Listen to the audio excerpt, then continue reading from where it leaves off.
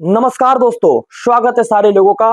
बीते दौर में जो शिक्षक बहाली हुई थी, उस बहाली के ऊपर एक बहुत बड़ा पर्दाफाश हुआ है। उस पर्दाफाश में एक ऐसी समस्या सामने आई है सारे लोगों के, जिसको देखने के बाद पूरे देश के लोग शर्म से पानी पानी हो जाएंगे। ये शर्म से पानी पानी होने वाली एक ऐसी खबर है। आज बिहार शिक्षक बहाली में टीआरई 1 टीआरई 2 में जितने सारे कार्यरत शिक्षक हैं, कुछ लोग ऐसे हैं जो 39 नंबर पे टोटल लोग आए हैं, कुछ लोग ऐसे हैं जो बीएड डीएलएड के सर्टिफिकेट खरीद के आए हैं, कुछ लोग ऐसे हैं जो पीजीटी का सर्टिफिकेट खरीद कर आए हैं, कुछ लोग ऐसे हैं जो इस बहाली को शर्मसार करने के लिए तमाम तरीका के प्रक्रिया को अपनाए हैं। उस प्रक्रिया के ऊपर आज औरंगाबाद में फिर से 20 शिक्षक को रिस्ट्रिकेट किया गया। 20 शिक्षक को फिर से रिस्ट्रिकेट किया गया एक ब्लॉक के अंदर से। यानी सोचिए, अगर फर्जीवाड़ा देखा जा रहा है, औरंगाबाद में लगभग 1000 से ऊपर पहले निकल चुके हैं, सारण में 300 निकल चुके हैं, सुपौल में 300-400 निकल चुके हैं। मतलब हर दिन कोई ऐसा दिन नहीं है जिसमें 20 या 25 शिक्षक निकलते हैं।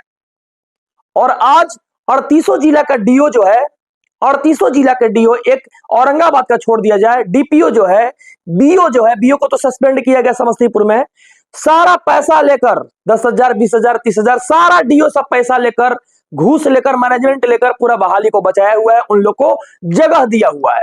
लेकिन मैं एक बात बोलना चाहता हूं मित्रों, सारे लोगों से, एक शर्मसार कर देने वाली खबर आई है। वो शर्मसार कर देने वाली खबर कुछ ऐसा है जिसको देखने के बाद पूरे देश के लोगों में एक अलग ही आश्चर्यचकित होने वाला एक मार्गदर्शन मिलेगा। एक शिक्षक खलासी ऐसा है, एक खलासी ऐसा है जो चरस का धंधा करता था। 10.5 किलो के ऊपर उससे चरस पकड़ाया है। ये चरस का धंधा करके इन अधिकारियों को पैसा देकर अपनी बहाली में मौका लिया। सोचिए, जो इंसान चरस का धंधा करेगा उस शिक्षक कैसे बन सकता है, वो बीपीएससी शिक्षक।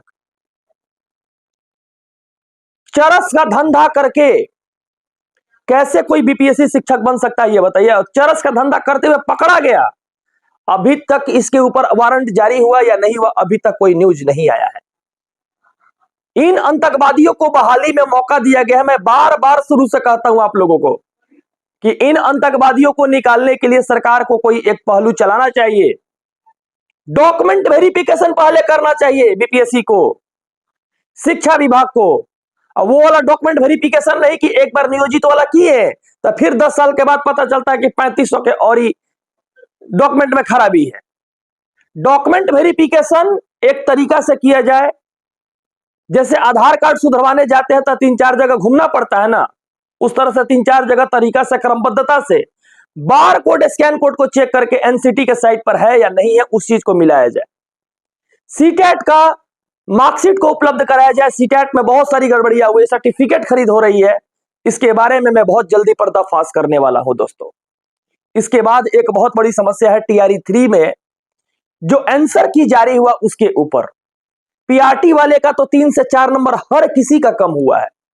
और एक क्वेश्चन आई है, नदी घाटी परियोजना जो भारत और नेपाल के बीच में हुई थी, शायद 1874 में हुई थी, वो 1874 में हुई थी। और बिहार में जो इसका परियोजना का शुरुआत किया गया था, तो वो भी क्वेश्चन को गलत शायद किए गए हैं। बहुत सारे लोगों का यह मानना है कि ये गलत है। और सबसे पुरानी नदी परियोजना जो है वो सही है, लेकिन यहाँ पर गलत माना जा रहा है। पीआरटी वाले बच्चे को बहुत सारा तकलीफ भी हो रहा है, क्योंकि वो लोग पढ़े हैं। पेज नंबर शायद 222 या 221 में ये चीज था, जो बीटीवीसी के बुक में, बिहार बोर्ड के बुक में ये बुक अवेलेबल था, और मैं आपके सामने लगा देता हूं, देख लीजिए। इसके साथ साथ 3 से 4 नंबर हर जगह पर आंसर की में दिक्कत हुई है। बहुत सारे बच्चे ऐसे फोन करके कहते हैं कि सर कोर्ट जा रहे हैं, कोर्ट से ही इसका सॉल्यूशन हो पाएगा। बहुत सारे बच्चे केस कर रहे हैं और केस करने के लिए कह भी रहे हैं, लेकिन इससे कुछ होने जाने वाला नहीं है। इससे एक ही चीज हो पाएगा, आपको क्या होगा, रिजल्ट में देरी होगा। बहुत सारी ऐसी समस्या है टीजीटी को लेकर, उसमें भी बहुत सारे क्वेश्चंस ऐसे हैं जो गलत हैं, जिसके कारण से बच्चे परेशान है कि सर अब बहुत, जैसे मान लीजिए कि 2 क्वेश्चन को डिलीट कर दिया गया। अब कुछ लोगों का मानना है कि ये क्वेश्चन जो है आंसर सही होगी या गलत होगी, या ये क्वेश्चन जो है हटा दिया जाएगा, 118 पर मार्किंग किया जाएगा, 119 पे मार्किंग किया जाएगा, 120 पे मार्किंग किया जाएगा। होगा क्या सर, इसके ऊपर क्या क्या हो सकता है? तो दोस्तों मैं बता देता हूं, कोई 1 नंबर या 2 नंबर हटाया गया है, चाहे वो 120 पे मार्किंग किया जाए तो परसेंटेज आपका वही होगा, और 118 पर मार्किंग किया जाए तो परसेंटेज वही होगा, क्योंकि वो चीज मैं आपको बता देता हूं दोस्तों कि सारे लोगों के लिए इंप्लीमेंट होगा, और जो इंप्लीमेंटेशन सारे लोगों के लिए होता है वो ऑलरेडी गवर्नमेंट का जो भी मानना रहेगा उस मानने के अंदर उसके ऊपर सबसे जो अच्छी खासियत रहेगी, सरकार जो सोचेगी कि नहीं हमको ऐसे करना है तो उसके अनुसार वो करेगी। इंप्लीमेंट करेगी नंबर को या नहीं करेगी इस सरकार के ऊपर डिपेंड करती है, लेकिन करेगी तो सारे लोगों के लिए करेगी। और बहुत सारे लोग ऐसे हैं जो भाषा आर्ता में 1-2 क्वेश्चन गलती थी, तो कुछ लोगों का 8 नंबर आ रहा है और उसमें 1 क्वेश्चन गलत भी है। उनका भी मानना है कि सर क्या करे, समझ में नहीं आ रहा है, 8 नंबर तो मेरा आ रहा है, लेकिन मैं ये पूछता हूं भाई कि 20 नंबर में 8 नंबर लाना, 30 नंबर में 8 नंबर लाना बहुत गलत चीज है, बहुत गलत चीज है। कैसे इसको आप एक बात बताइए, कैसे आप 20-30 नंबर का जो मार्क्स है, 20 नंबर का मार्क्स है, लेकिन ऐसे तो है 30 नंबर का, लेकिन कितना नंबर आपने ग्रोथ किया, 8 नंबर लाया, उसमें भी सर मेरा 1 नंबर देखिए ना, उसको मिस्टेक कर दिया गया, डिलीट कर दिया गया है, क्या उसका नंबर मिलेगी या नहीं मिलेगी?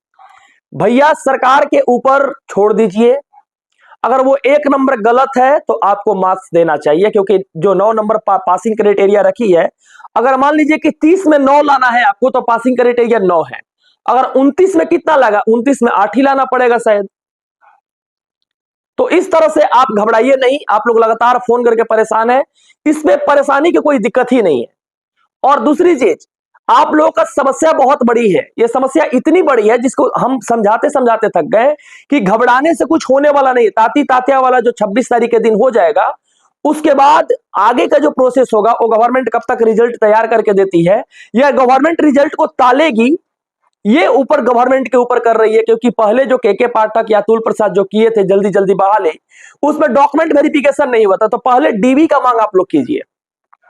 आप देखें कि एगो चरस बेच रहा था और एगो ये सब जो डीओ है वो सब क्या कर रहा है, वो सब ऑलरेडी सारे जिला में मैनेज करके रख ले हैं, 82 नंबर वाला से लेकर 90 नंबर वाला को भी मैनेज करके रख ले, कितना सर्टिफिकेट के खरीद हुआ वो मैनेज करके रख ले, कितना डोमिसाइल पकड़ा गया। एक याद है ना कि छपरा से, एक ब्लॉक से, एक स्कूल या एक जगह से, एक गांव से लगभग 10 स्कूलों में 6 या 7 लोग ऐसे थे जो डोमिसाइल बनाकर आए थे, फर्जी डोमिसाइल।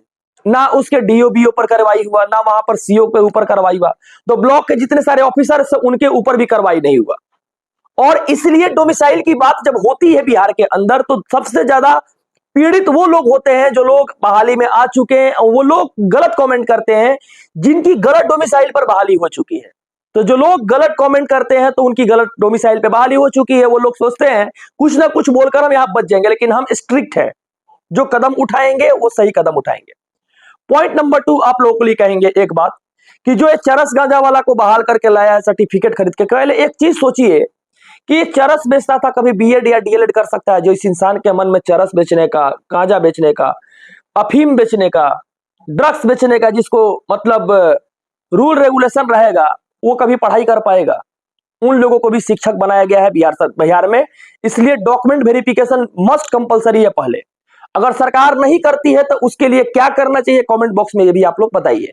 और जो लोग चैनल पर नए हैं, चैनल को फैमिली मेंबर बनाइए, और आपका फैमिली हम बनना चाहते हैं और आप मेरा फैमिली बनो, ताकि हम लोग एक दूसरे के साथ इंटरकनेक्टेड होकर काम करें, और भविष्य में किसी प्रकार की जॉब की सूचना होगी तो इस चैनल से दी जाएगी, और आपको हर एक विषय वस्तु के बारे में जानकारी भी दी जाएगी।